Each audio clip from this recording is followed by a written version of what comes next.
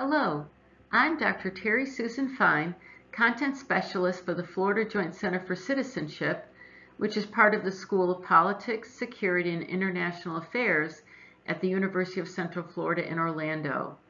Welcome to our Middle School Civics Highlight Series. We will be focusing on Benchmark 2.1, define the term citizen and explain the constitutional means of becoming a U.S. citizen. In Part 1, we will define citizenship as stated in the 14th Amendment and explain the process of becoming a naturalized citizen. So first we will define citizenship and then explain the process. So how is citizenship defined in the 14th Amendment? What is the process of becoming a naturalized citizen?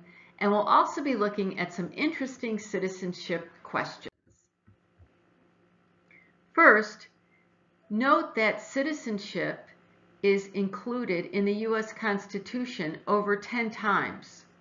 For example, the president must be a natural-born citizen, and yet citizenship is not defined in the U.S. Constitution. It wasn't defined in the U.S. Constitution until the 14th Amendment, which was ratified in 1868. In that amendment, it says, all persons born or naturalized in the United States and subject to the jurisdiction thereof are citizens of the United States and of the state wherein they reside. So this means that whether a person's born or naturalized, they are a U.S. citizen. However, being born in the United States takes on many interesting meanings, whereas naturalization is within the domain and responsibility of Congress.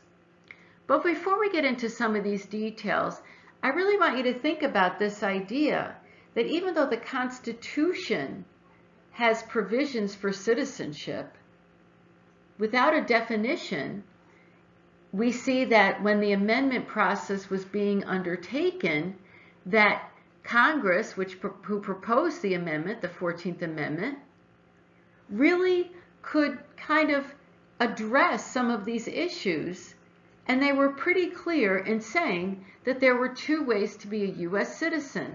One was to be born a citizen, and one was to be naturalized a citizen. So despite all that time passing between when the Constitution was ratified and when the 14th Amendment was ratified, Congress still was clear about it being born or naturalized, and those were the only two ways to become a U.S. citizen. To be born in the United States means, in essence, that a person is born of a U.S. citizen parent, whether that parent is naturalized or natural-born citizen, or they must be born in the United States.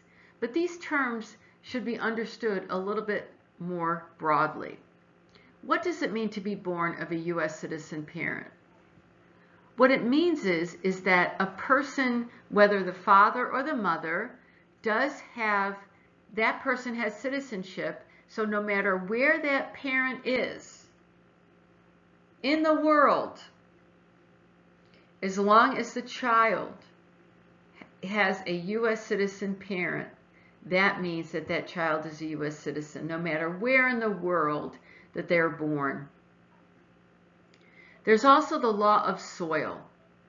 The law of soil focuses on the idea that a person must be born in the physical location of the United States.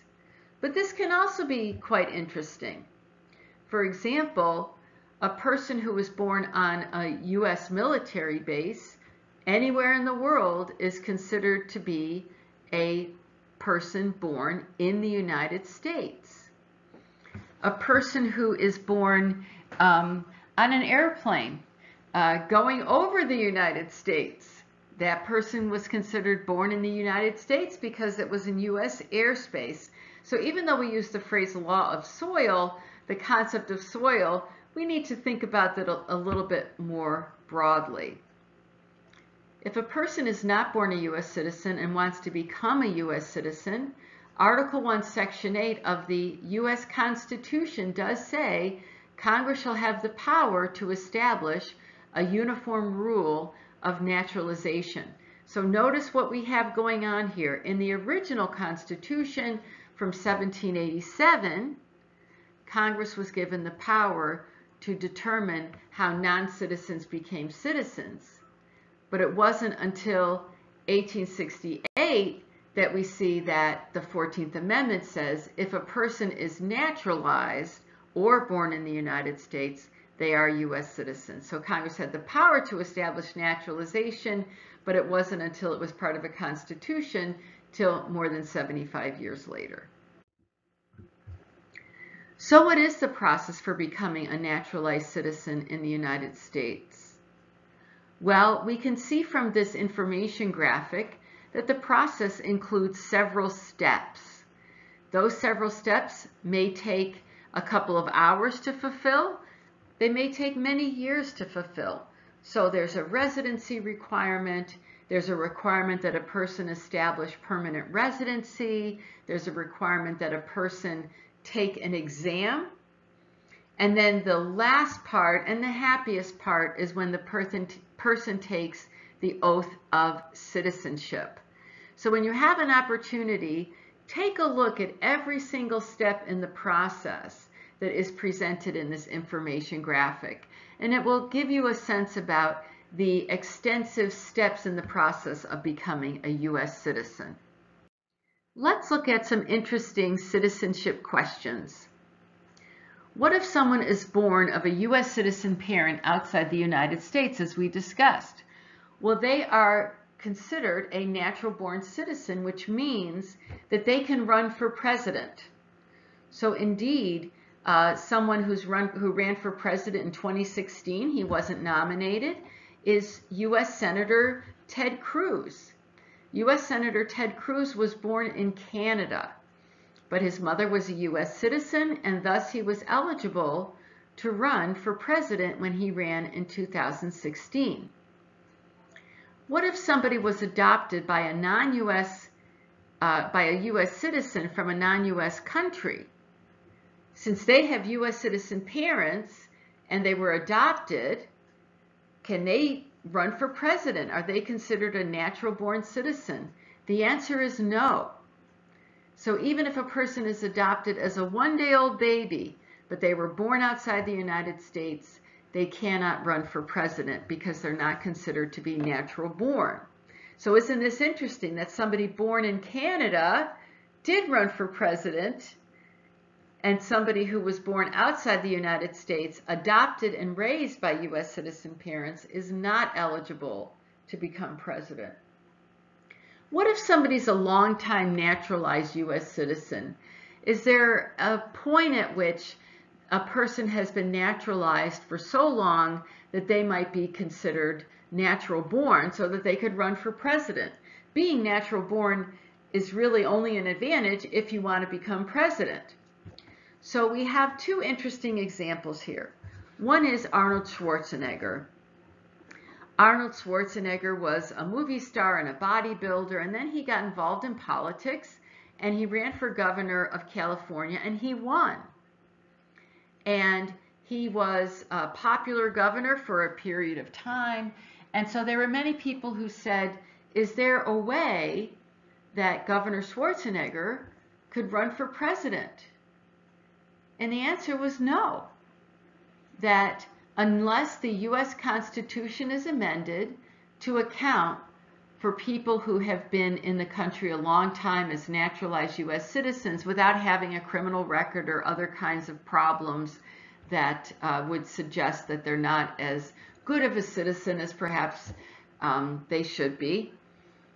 And the answer is no, that there would need to be an amendment to the U.S. Constitution. There's also a former governor of Michigan. Her name is Jennifer Granholm. Jennifer Granholm was born in Canada. And because she was born in Canada, even though she was a governor, she can't run for president either. Now, the reason that I'm bringing this up is because if you go back into U.S. history for 40, 50, 60 years, you're going to find that, with very few exceptions, that every person who has been elected president since 1960, every single person with one exception, and that would be former President Trump, served in elected office as either a governor, a senator, or a vice president before they ran for president. Now, certainly a sitting president can run for re-election if they've only served one term. So here we have two people who served as governors of their states, and for other governors who were natural born, they could run for president, but not Arnold Schwarzenegger, who was born in Austria, or Jennifer Granholm, who was born in Canada.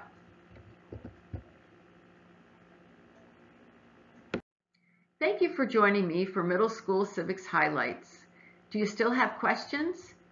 Please contact us using the information that appears on the screen. Till next time, I'm Dr. Terry Susan Fine. Thank you for joining me.